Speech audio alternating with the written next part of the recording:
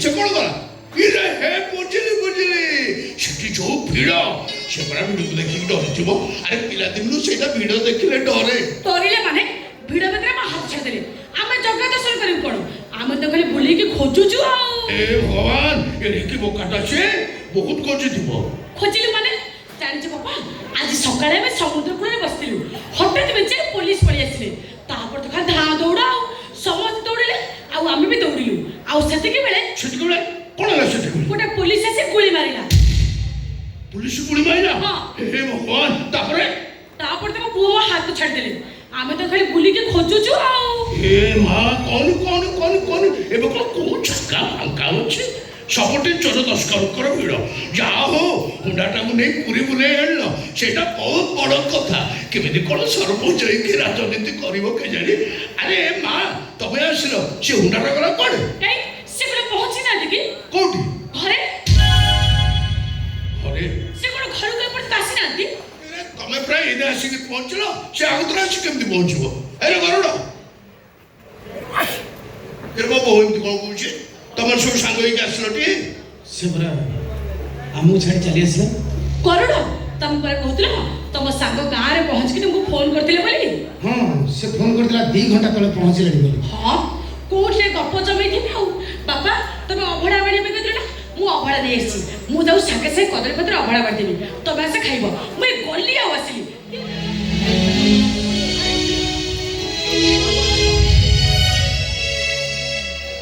ଆରେ ଗରୁଡ଼ ତୋର କ'ଣ ହେଲା ତୁ କାହିଁକି ତଳକୁ ମୁଣ୍ଡ ପୋତିକି ଠିଆ ହେଇଛୁ ଦାଦି କ'ଣ ବେ ଦାଦି ତତେ ପୁରା କହିଥିଲି ସାଙ୍ଗରେ ନେବୁ ସାଙ୍ଗରେ ଆଣିବୁ କି ଅଲଗା ଅଲଗା ତ ହେଇଗଲ ତୁ ଆସିକି ପହଞ୍ଚି କହୁଛୁ କ'ଣ ସେ ଘରେ ପହଞ୍ଚିକି ତତେ ଫୋନ୍ କରୁଥିଲା ଏଟା ଜଗା ତ ଆସିନି ଦାଦି ତମ ପୁଅ ଜଗା ଆଉ ଘରକୁ ଆସିବନି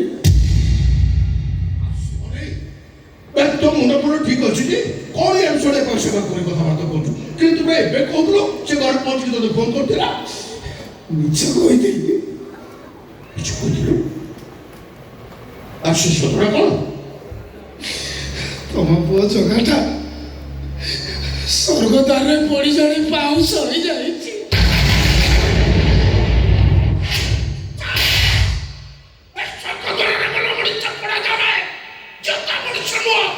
ମୁଁ ସତ କହୁଛି ନାକି ମୋରି ଆଖି ସାମ୍ନାରେ ମୋ ସାଙ୍ଗଟାକୁ ପଡ଼ି ଜାଣି ପାଉଁଶ କରିଦେଲେ ମୁଁ କହୁଛି ଶୁଣ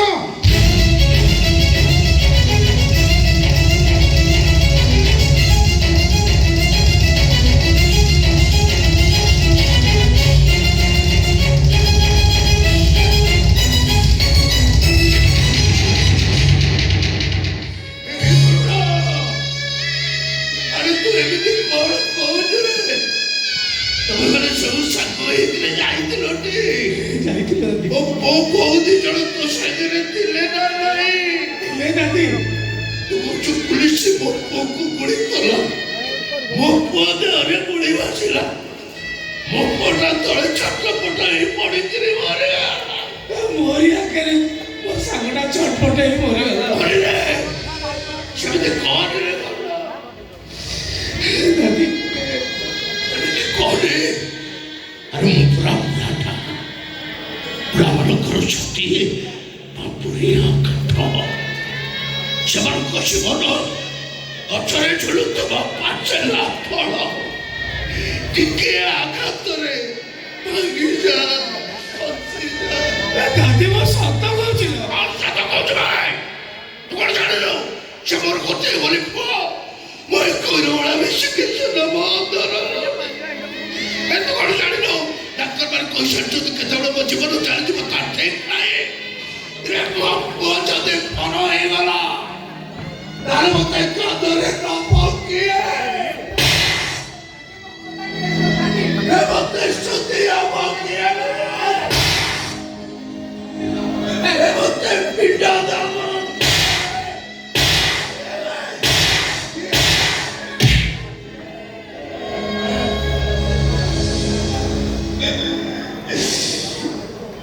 ଦାଦି ତମେ ପରା ସବୁଦିନ ଗାଁ ଠାକୁର ଘରେ ସନ୍ଧ୍ୟାରେ ଟୀକା ଗୋବିନ୍ଦ ଚନ୍ଦ୍ର ଗାଅ ସେହି କାଳ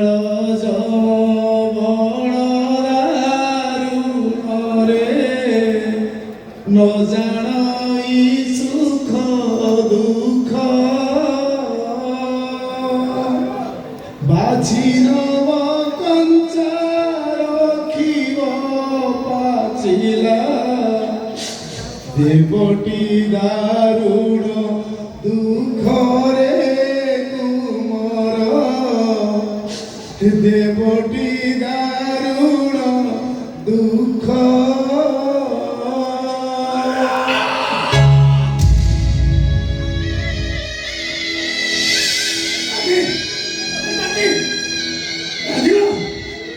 ଆମେ ସମସ୍ତେ ଘର ଭିତରକୁ ଯାଇ ବାହାର ପଟରୁ ତାଲା ପକେଇ ଚାବିଟାକୁ ହାତ ମୁଠାରେ ଧରି ଘର ଭିତରେ ଥିଲାବେଳେ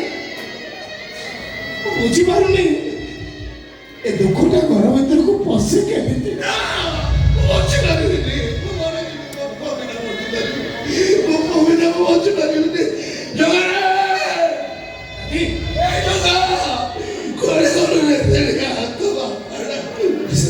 আস্তে দাদি আস্তে যদি ভাউজের কথা জানিবে আমার এত সময় ঘটনা বলা ও কোনো কিছু জানিনি। ଜଗାର ଜୀବନ ଗଲାବେଳେ ସୁ ସୁ ହେଇ ଗର୍ଜନ କରୁଥିବା ସମୁଦ୍ରର ଢେଉ ଗୁଡ଼ାକ କିଛି ସମୟ ପାଇଁ ନିରବି ଗଲେ। ଅହରହ ବହୁଥିବା ପବନ କିଛି ସମୟ ପାଇଁ ଶାନ୍ତି ନିଦରେ ଶୋଇଗଲେ। ମୁଁ ସେମିତି ଡାକୁଥାଏ, ଏ ସାଙ୍ଗ ଉଠ, ଗାଁକୁ ଯିବା, ଆମ ଗାଁ ବସ ଛାଡ଼ିଦବ, ଉଠ ସାଙ୍ଗ ଉଠ। ଭାଉଜର ଚେତା ନାହିଁ। ଯାଉ ବଡ଼ ନୀରବ, ସମୁଦ୍ର ନୀରବ, ଭାଉଜ ବି ନୀରବ। ସେମିତି ଚେତା ହୋଇ ପଡ଼ିଥିଲା। ତାପରେ ସେ ମାଠିଆ ପୋଷାକ ପିନ୍ଧା ଚମତ୍କାର ମାନେ ଆସି ମୋ ସାଙ୍ଗର ଶବଟାକୁ ଘୋଷାରି ଘୋଷାରି ନେଇଗଲେ। ମୁଁ ଯେତେ କହିଲି ମୋ ସାଙ୍ଗଟା ଏବେ ନୂଆକି ସରପଞ୍ଚ ହେଇଛି, ଗାଁଟା ସାଙ୍ଗର ଲୋକ ତାକୁ ଅନେଇକି ବସିଛନ୍ତି। ତା ବୁଢ଼ା ବାପାଟା ଦାଣ୍ଡ ପିଣ୍ଡାରେ ତା ଫେରିଆ ବାଟକୁ ଅନେଇକି ବସିଛି। ମୋ ସାଙ୍ଗକୁ ତ ମାରିଦେଲ, ତା ଶବଟା ଗାଁକୁ ନେଇ ଯିବାକୁ ଦିଅ। ଭାଉଜର ଚେତା ନଥାଏ। ସେ ଗଲା ପରେ କରୁଣ ତମ ସାଙ୍ଗକୁ ଫୋନ କର, ସେ କେତେବେଳେ ଫେରିବେ? ଆରେ ଏମିତି ହାଁ ଡାକରେ ଅନେଇଛ କଣ? ତମ ସାଙ୍ଗକୁ ଟିକେ ଫୋନ କର। ବାପା ତମେ ଅଭଡ଼ା ବାଡ଼ିବା ପାଇଁ କହିଥିଲ ନା? ମୁଁ କଦଳୀ ପତ୍ରରେ ଅଭଡ଼ା ବାଡ଼ି ଦେଇଛି, ତମେ ଯାଅ ଖାଇବ। ଖାଇବି ଖାଇବି ଖାଇବି ଖାଇବି ମନରେ ଖାଇବି, ପେଟ ଭରି ଖାଇବି। ଜଗନ୍ନାଥ ଜଗନ୍ନାଥ ମୋର ଏତେ ବଡ଼ ଉପକାର କରୁଛନ୍ତି ଯେତେବେଳେ ମୁଁ ତାକୁ ଅବଢ଼ା ଖାଇବି ନେଇ ଦେବି। କରୁଣ ଏମିତି ହାଁ ଡାକରେ ଅନେଇଛ କଣ? ତମ ସାଙ୍ଗକୁ ଟିକେ ଫୋନ କର। ଆରେ ଡେରି ହଉଛି ପରା। ଡେରି ହଉଛି? କୋଉଠିକି ଯିବୁ? ମନ୍ଦିର ଆମ ମନ୍ଦିର ଯାଇ ଜଗା ପାଇଁ ତୁଳସୀ ଚଢ଼େଇବୁ। ଭୁଲ ହେଇଯିବ ମା, ବହୁତ ବଡ଼ ଭୁଲ ହେଇଯିବ। ଭୁଲ? କୋଉଟା ଭୁଲ ବାପା? ବାପା ଆଜିକୁ ମୋ ବାହାଘର 3 ବର୍ଷ ହେଇଗଲା। ପ୍ରତିବର୍ଷ ଏଇ ଦିନରେ ଆମେ ଜଗା ମନ୍ଦିର ଯାଇ ତୁଳସୀ ଚଢ଼ଉ, ଭୋଗ କରୁ। ଏମିତିରେ ବି ଡେରି ହେଇଗଲାଣି। କରୁଣ ଏମିତି ହାଁ ଡାକରେ ଅନେଇଛି କଣ? ଯାଅ ତମ ସାଙ୍ଗକୁ ଟିକେ ଡାକି ଆଣିବ। ହଉ ତମେ ନ ଯାଅ, ସିଏ ତାଙ୍କର କୋଉଠି ଗପିବା କଥା ଗପୁଥାନ୍ତୁ। ମୁଁ ଯାଉଛି ଏବେ ଏକା ଏକା ମନ୍ଦିର ପଳେଇବି। ହଁ ମା ମା ମା ଶୁଣ ଶୁଣ ଶୁଣ ଶୁଣ ମା, ଶୁଣ ମୋ କଥା ମା। ତୁ ଆଜି ମନ୍ଦିର ଯାବି, ତୁ ଆଜି ମନ୍ଦିର ଯାଇ ଯୋଉ ଗାଁ ଉପରେ ତୁଳସୀ ଚଢ଼େଇଲେ ମହା ପାପ ହବ। ହଁ ଭାଉଜ, ଆଜି ଦିନରେ ତମର ମନ୍ଦିର ଯିବା ଅନୁଚିତ। ତମେ ଏମିତି କଣ କହୁଛ? ମୁଁ ଜଗା ମନ୍ଦିରକୁ ଯିବିନି। ତୁ ଆଜି ମନ୍ଦିର ଗଲେ ମନ୍ଦିର ପବିତ୍ର ହେଇଯିବ। ସେଠିକି ଗଲେ ସବୁ ଅପବିତ୍ର ପବିତ୍ର ହେଇଯାଏ ବାପା। ଭାଉଜ ତମେ ଯଦି ଆଜି ମନ୍ଦିର ଯାଅ ତମର ମହା ପାପ ହବ। ସବୁ ପାପକୁ ଯେ ପୁଣ୍ୟରେ ବଦଳେଇ ଦିଏ, ସିଏ ତ ହଉଛି ଜଗା। ଆରେ ସେଇ ଜଗା ତତେ ଠକି ଦେଇଛି। ତା ମୁଣ୍ଡରେ ତୁଳସୀ ଚଢ଼େଇବାର ଅଧିକାରକୁ ସେଇ ଜଗା ତୋ ପାଖରୁ ଚଢ଼େଇ ଦେଇଛି। 10 ଦିନ ପାଇଁ ମନ୍ଦିର ଯିବାର ଅଧିକାରକୁ ସେଇ ଜଗା ତୋ ପାଖରୁ ଚଢ଼େଇ 10 ଦିନ ପାଇଁ? କଣ ତମେ କହୁଛ? ମୁଁ କିଛି ବୁଝିପାରୁନି। ବେଟି ଆଇ ଶୁଣୁଛୁ କଣ ବେ? କହୁନୁ 8 ଦିନ ହେଲା ସେ ଗୋଟିଏ କଥା କହୁଛି, ଡାକ୍ତରମାନେ କହୁଛନ୍ତି। ହେଲେ ଭାଉଜ ବିଶ୍ୱାସ କଲେ ତ? ଭାଉଜଙ୍କର ଗୋଟିଏ ବିଶ୍ୱାସ, ତାଙ୍କ ସ୍ୱାମୀ ଫେରିବେ। ମୋ ସ୍ୱାମୀ ଫେରିବେ ଏ ବିଶ୍ୱାସ କଣ ତମର ନାହିଁ? ମୋ ସ୍ୱାମୀ ଫେରିବେ, ଏବେ ଫେରିବେ ସିଏ। ମୋଟା ମଣିଷ ଫେରି ଆସିନି ରେ। ଗଲା ମଣିଷ କିଏ ମରିଗଲା? ମୋ ପୁଅ ତୋ ସ୍ୱାମୀ ଜଗା ନୁହଁ ତ? ପୁରୀ ବେଳାଭୂମିରେ ପୁଲିସ ଗୁଳିରେ ମରି ଯାଇଛି। ତମ ଶ୍ୱଶୁର ନା? ମୁଁ ତମ ବୋହୂ ନା? ତମ ପୁଅର ଏମିତି ମିଛ କଥା କେମିତି କହିପାରୁଛ ବାପା? ବାପା ଜଗା ରାଉତର ସ୍ତ୍ରୀ ମୁଁ ଆଗ, ତମ ବୋହୂ ପଛରେ।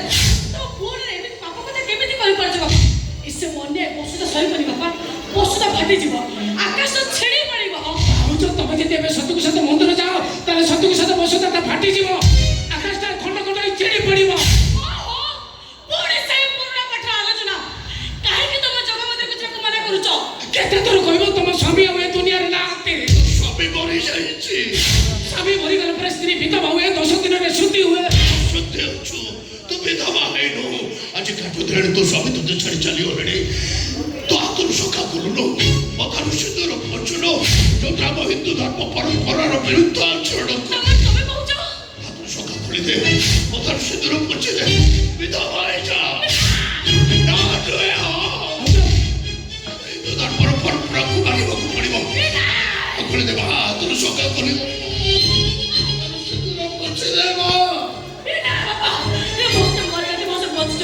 ତମେ ଯାହା କହୁଛ ମିଛ କହୁଛ କରୁଣ ଯାହା କହୁଛ ମିଛ କହୁଛି ଦେଖୁଛୁ କଣ ମୋ ବୋଉ କେତେ ଜିଦ୍ କରୁଛି ତୁ କଣ ଚାହୁଁଛୁ ମୋ ପୁଅ ତୋ ସାଙ୍ଗର ଆତ୍ମା ରୂପରେ କଷ୍ଟ ପାଉ ମୁଁ ତୁ ମୋ ବୋଉ କହିଦେବା ଖୋଲିଦେ ହାତରୁ ସକା ଖୋଲିଦେ ମୋ ଧର ସିନ୍ଦୁର ପୋଛିଦେ ଆରେ ଭାଙ୍ଗି